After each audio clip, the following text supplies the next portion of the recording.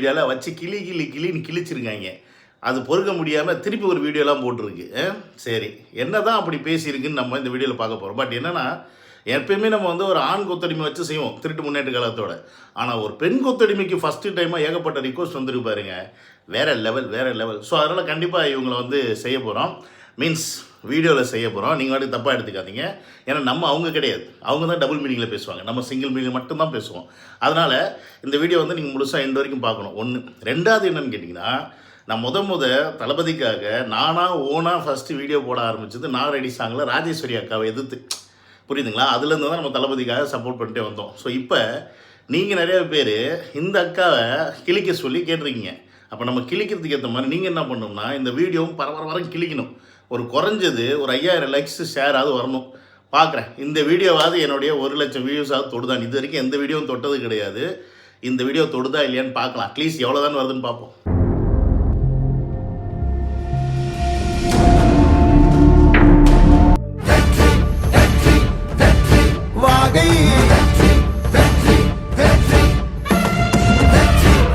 Welcome to Vijay stock and welcome to another video.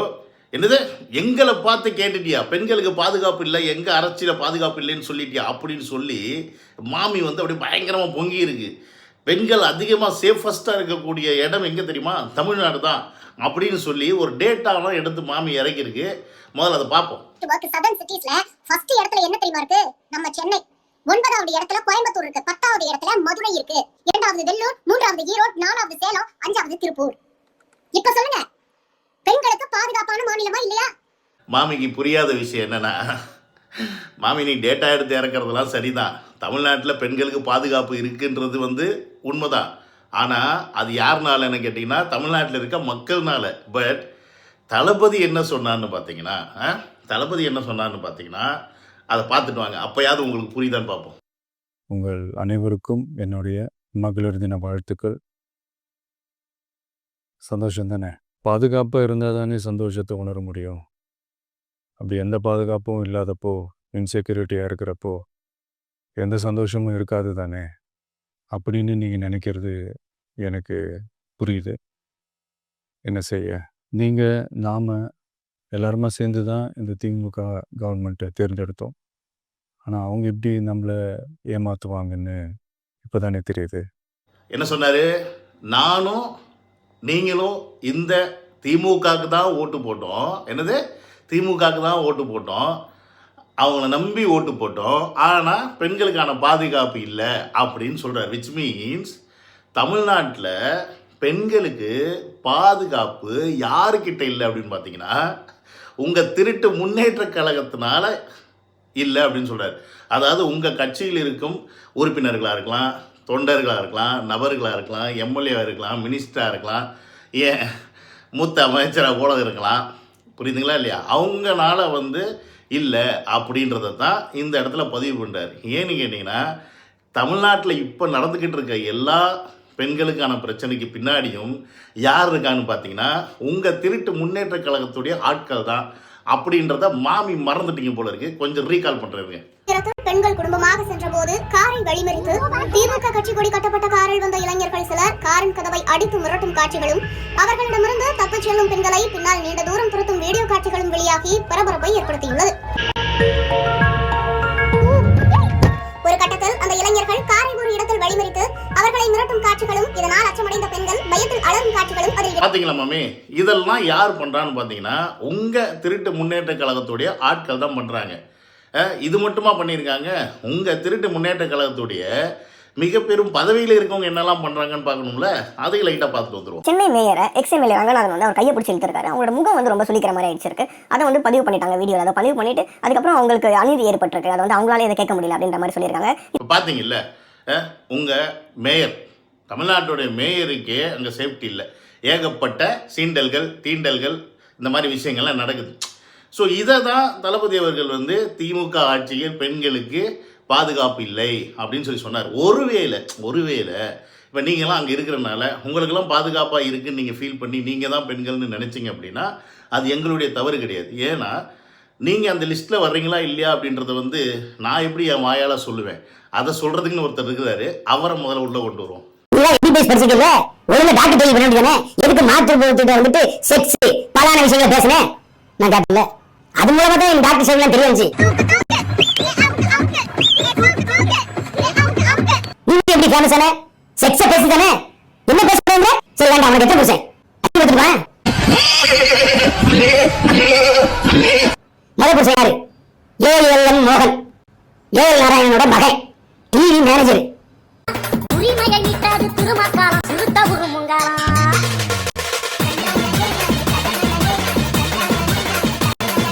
பார்த்தீங்களா, நான் சொல்லலை, அவர் தான் அவங்களை கிளின்னு கிளிக்கிறாப்புல, உண்மையெல்லாம் போட்டு உடைக்கிறாப்புல.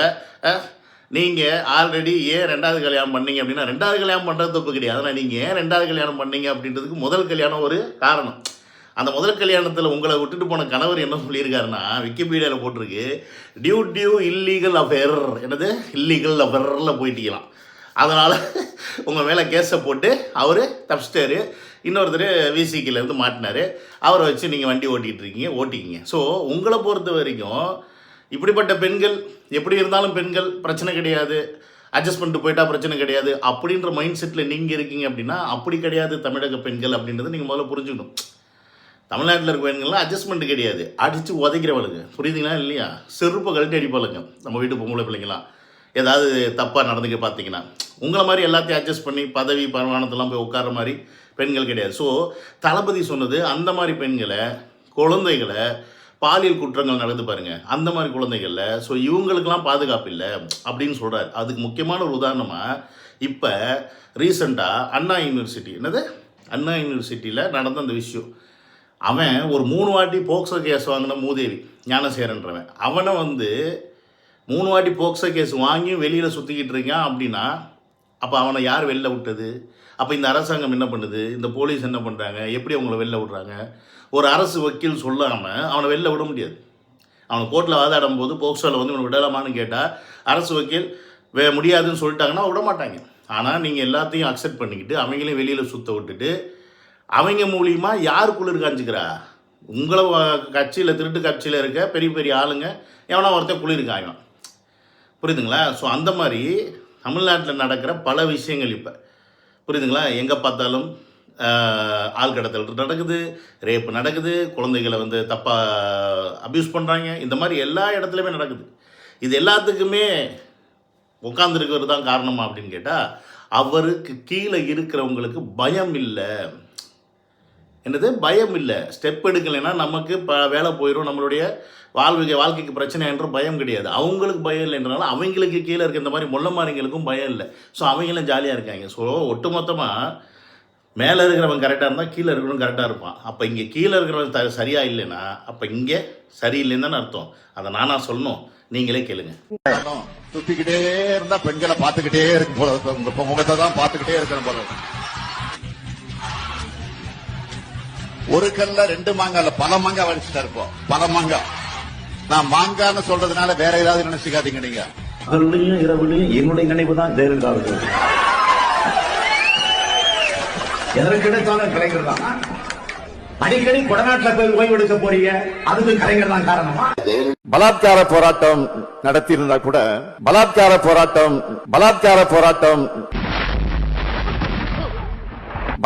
போராட்டம் நடத்தியிருந்தா கூட எப்படி இருக்கு இந்த மாதிரி ஸ்பீச் எல்லாம் நாங்கள் இந்த நாடக மேடையில் கூத்து கட்டும் போது பப்புன்ஸ் பேசி பார்ப்போம்.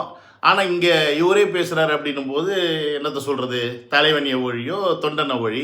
அதனால தான் நீங்கள் பெண்கள் சேஃப்டியை பற்றி பேசுகிறதுக்கு ஒரு பெண்ணே எதிர்த்து பேசுகிறீங்க அப்படின்னா காரணம் என்னென்னா இந்த மனநிலைமை தான். உங்களை பொறுத்த வரைக்கும் நீங்களாம் பெண்கள், நீங்களாம் சேஃப்டியாக இருக்கீங்க.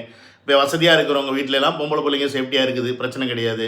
போலீஸ்காரங்க வீட்டில் பொம்பளை பிள்ளை சேஃப்டியாக இருக்குது, பெரிய பெரிய மினிஸ்டர் எம்எல்ஏ வீட்டில் பொம்பளை பிள்ளைங்க சேஃப்டியாக இருக்குது. பட் பாமர மக்களின் வீட்டில் இருக்க பெண்களுக்கான சேஃப்டி என்னாச்சு? அதுதான் நீங்கள் கேள்வி. அனிதாவுடைய சேஃப்டி உங்களால் கொடுக்க முடியலையே. ஒரு பெண்ணோடைய கம்ப்ளைண்ட்டை எஃப்ஐஆர் போட்டு வெளியில் விடுறீங்க, அதுக்கு கோர்ட் 25 லட்ச ரூபா ஃபைன் போடுது அப்படின்னா என்ன அர்த்தம்?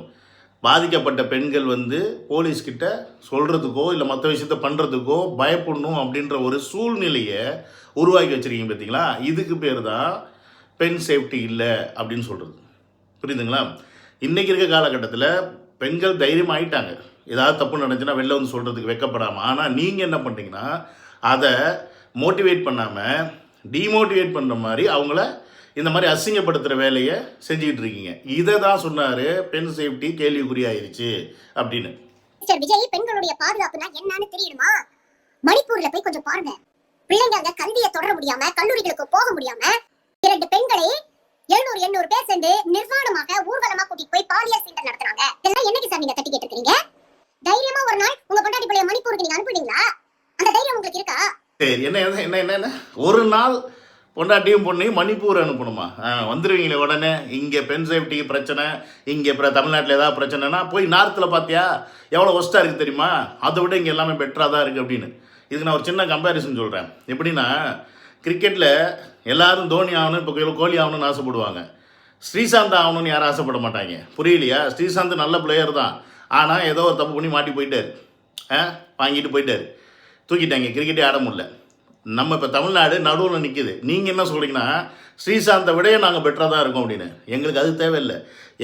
நான் இந்த இடத்துல இருந்து தோனி மாதிரி கோலி மாதிரி இன்னும் பெட்டராக ஆகணும்னு நாங்கள் ஆசைப்பட்றோம். ஆனால் அதை நீங்கள் ஆக்க விடாமல் இந்த திருட்டு முன்னேற்ற கழகம் என்ன பண்ணுதுன்னா இளைஞர்களை மதுக்கு அடிமையாக்குது, போதைக்கு அடிமையாக்குது. இந்த 2 விஷயனால பெண்களுக்கு பாதுகாப்பின்மை போகுது. இதை கண்டிக்காமல் இருக்கிற போலீஸு, இதை தடுக்கிறதுக்கு இல்லை இதை தட்டி கேட்டு ஆர்ப்பாட்டம் பண்ண அவங்கள வந்து பிடிக்கிறதுக்கு இருக்குது போலீஸு. பட் தமிழ்நாட்டில் நடக்கிற பிரச்சனையை களையிறதுக்கு யார் இருக்கான்னு கேட்டால் யாரும் கிடையாது. புரியுதுங்களா? அதாவது உங்கள் துணை முதலமைச்சர் கிட்டத்தட்ட அந்த 250 கோடி ரூபா செலவு பண்ணி கார் ரேஸ் நடத்தணும்னு முடிவு பண்ணுறாரு. 2-3 வாட்டி தட்டி போகுது. ஆனால் நடத்தினாரா இல்லையா? யாருக்காக நடத்தினாரா அப்படின்றது நமக்கு தெரியும். அது வேற. அதுவும் ஒரு பெண்காக தான். ஒரு பெண்காக ஒரு 250 கோடி ரூபா செலவு பண்ணி கார் ரேஸ் நடத்தக்கூடிய உங்கள் துணை முதலமைச்சர்னால ஒட்டுமொத்த தமிழக பெண்களுக்காக ஸ்ட்ரிக்டாக ஒரு ஆக்ஷன் எடுக்க முடியாதா? கடுமையான தண்டனைகளை போட முடியாதா? கடுமையான சட்டங்களை போட முடியாதா? இந்த இப்போ கார் சேஸில் ஒருத்தன் பார்த்தோமே, திமுக கொடி கட்டிட்டு போனானே, அவனை வந்து மாவு கட்டு போட்டு நீங்கள் காமிச்சிருந்தீங்கன்னா பரவாயில்ல. இல்லை இந்த ஞானசேரன் வந்து மாவு கட்டு போட்டு காமிச்சிங்க, ஆனால் அது உண்மையாக போய் நமக்கு தெரியல. அப்போ என்ன ஆக்ஷன் நீங்கள் எடுக்கிறீங்க? அதெல்லாம் செய்யலையே. பட் அதை விட்டுட்டு நீங்கள் என்ன சொல்கிறீங்க? மணிப்பூரில் போய் நீ பொண்ணை விடுவியா? ஏன் நீ கம்பேர் பண்ணு, யூஏயில் கொண்டாந்து விட சொல்லு. இங்கே விடலாமே, இங்கே பொண்ணுங்க சேஃப்டியாக இருப்பாங்களே. இதை கம்பேர் பண்ணி தமிழ்நாடு முன்னுக்கு கொண்டு வாங்க. வெளிநாடை கம்பேர் பண்ணி, அரபு நாடுகளை கம்பேர் பண்ணி தமிழ்நாடு அப்படி கொண்டு வாங்க. பெண்களுக்கான பாதுகாப்பாக இங்கே 10 மணிக்கும் பெண்கள் வெளில போகலாம், 12 மணிக்கும் போகலாம், 2 மணிக்கும் போகலாம். எவனும் தொட கூட மாட்டான். என்னது? எவனும் அந்த பொண்ணை தொட கூட மாட்டான், கிண்டல் பண்ண மாட்டான், எதுவும் தப்பி தவறி கூட பேசிட மாட்டாங்க. புரியுதா? ஏன்னா அவ்வளோ பயம். பெண்கள்கிட்ட போயிட்டு தப்பாக நடந்துக்கிட்டாவோ இல்லை ஏதாவது ஒன்று சின்ன ஒரு கம்ப்ளைண்ட் பண்ண காலிடா நம்ம அப்படின்னு லைஃபே முடிஞ்சுன்னு. அப்போ அந்த மாதிரி ஒரு பயம் ஏன் தமிழ்நாட்டில் இல்லை? அயோக்கிய பயல்கள்னு கேட்குறேன். அப்போ நீங்கள் சரியில்லைன்னு தானே அர்த்தம். அதை விட்டு உன் மடாட்டியை மணிப்பூரில் விட்டுருவியா? பிள்ளைய மணிப்பூரில் விட்டு நாங்கள் அங்கே விடுறதுக்கு எதுக்கு? நான் தமிழ்நாட்டில் உட்காந்து பிறந்தேன். நான் தமிழன். ஊர் உலகத்தில் எல்லா இடத்துலையும் பெண்களுக்கு பிரச்சனை நடந்துக்கிட்டு தான் இருக்குது. எல்லா இடத்துக்கும் போய் நான் வாய்ஸ் கொடுத்து எல்லா இடத்துக்கும் நான் போய் சப்போர்ட் பண்ணால் ஒன்றும் ஆக போகிறதில்ல. என் வீட்டில் இருக்க பெண்களுக்கு முதல்ல பாதுகாப்பு நான் உறுதி பண்ணிக்கிட்டால் தான் அடுத்த வீட்டில் இருக்க பெண்ணை போய் பார்க்க முடியும். புரியுதா இல்லையா? இங்கே பாதுகாப்பு இல்லாமல் இங்கே என்ன வேணால் பண்ணிக்கங்கன்னு விட்டுவிட்டு அங்கே போய் நாங்கள் என்ன பண்ணுறதுக்கு? நாங்கள் என்ன மாமி, நாங்கள் என்ன நீ உங்களை மாதிரி செக்ஸ் டாக்டர் நாங்கள்? சொல்லுங்கள். கண்ட இடத்துலாம் போகிறதுக்கு நமக்கு ஒரு இடம் தான். முதல்ல அதை தெரிஞ்சுக்கிங்க. சங்கிகள் வெவ்வேறு ரூபத்துல ஸ்லீப்பர் செல்ஸை இறக்கி விடுறாங்க. ஒருத்தன் 1 மாசமா பெரியாரை பத்தி அவதூறுகளை மேடையா ஏறி மக்கமா வாந்தி எடுத்துட்டு இருக்கான். இன்னொருத்தன் பெரியாரை தன் கொள்கை தலைவர்னு சொல்லிக்கிட்டு வாயை மூடிட்டு வேடிக்கை பார்க்கறான். இன்னைக்கு மகளிர் தினத்துக்கு ஒரு வீடியோ போடுறாரு ஒரு அரசியல் தற்குறி. தமிழ்நாட்டுல திமுக ஆட்சியில பெண்களுக்கு பாதுகாப்பு இல்ல. என்ன லாஸ்ட் டைம் சொல்றீங்கன்னா இந்த பெரியாரை பத்தி ஒருத்தர் 1 மாசமா பேசிட்டு இருந்தாரா, அவரை பத்தி நாங்க பேசலாம். என்ன மஸ் இருக்கு நாங்க பேசணும் அவரை பத்தி. எங்க கொள்கை என்னவோ அதை நாங்கள் ஃபாலோ பண்ணிட்டு போகிறோம். ஒருத்தன் பெரியாரை பற்றி 1 மாசமா பேசுகிறோம். நீங்களாம் பிடிக்கிட்டா இருந்தீங்க. உங்ககிட்ட தானே பவர் இருக்குது, உங்ககிட்ட தானே எல்லாமே இருக்குது. பிடிச்சி உள்ளே போடுங்க. அவர் சொன்னது பொய் அப்படின்னா பிடிச்சி உள்ளே போடுங்க. அந்த ஆள் தான் ப்ரூஃப் இருக்குன்றால. அப்போ ப்ரூஃப் இல்லைன்னா நீங்கள் கொடுத்து உள்ளே போடுங்க. ப்ரூஃப் இருக்குன்னா நீங்கள் அவனால் ஆக்ஷன் எடுக்க முடியாது. அவனை பற்றி ஏன் பேசுனாங்க? தேவையே இல்லை எங்களுக்கு. நீங்களாம் கூட்டுக்கலவா நீங்கள்? ஏன்னா இன்றைக்கி பெண்களுக்காக தளபதி பேசும்போது அந்த கம்யூனிட்டிங்களே வந்து தளபதி கலாய்ச்சிட்டு தான் இருக்காங்க. அப்போ யாருக்கான அவங்க எதிரி? டிவிகேக்கான எதிரி. யாருக்கான கூட்டாளி? உங்களுக்கான கூட்டாளின்றது இதுலேருந்தே தெரியுது. இதுலேருந்து கிளியராக தெரியுது. என்டிகே சேர்ந்த அந்த ஆள், பெரியாரை பற்றி பேசின அந்த ஆள், நீங்கள் சொல்லி தான் இதெல்லாம் பண்ணுறான்னு கிளியராகவே தெரியுது. புரியுதா இல்லையா? அதனால் எங்களுக்கு அது தேவையில்லாத வேலை. இங்கே பெண்களுக்கு பாதுகாப்பு இல்லை அப்படின்னு தளபதி அவர்கள் சொல்கிறாரு அப்படின்னா அதற்கான சாலிட் ரீசன்ஸ் இருக்குது. நீங்கள் ஸ்டாட்டிஸ்டிக்ஸை கொண்டு வந்து ஒட்டுமொத்தமாக கம்பேர் பண்ணி தமிழ்நாட்டில் பெண்களுக்கு பாதுகாப்பு இருக்குது அப்படின்னா அஃப்கோர்ஸ் இருக்குது. ஆனால் எங்களுக்கு அந்த கம்பேரிசன் தேவையில்லை. நாங்கள் ஏன் இன்னொருத்தங்க கூட எங்களுக்கு கீழே இருக்கவங்க கூட நான் ஏன் என்னை கம்பேர் பண்ணணும்? அதுதான் எங்களுடைய கேள்வி. நாங்கள் ஒசந்தவர்கள். என்னது ஒசந்தவர்கள்? எல்லாரையும் வந்தாரை வாழ வைக்கும் தமிழர்கள். புரியுதா இல்லையா? அப்படிப்பட்ட நாங்கள் ஒசந்த நிலையில் நிற்கும்போது எங்களுக்கு கீழே இருக்கிறவன் நீங்கள் எங்களை ஃபாலோ பண்ணி வாங்கடா மேலே அப்படின்னு தான் கை கொடுத்து கூப்பிடுமே ஒழிய நானும் உங்கள் இடத்துக்கு வந்து சேர்ந்து கும்மி அடிக்கிறேன்டான்ட்டு கீழே இறங்கி போக மாட்டோம்.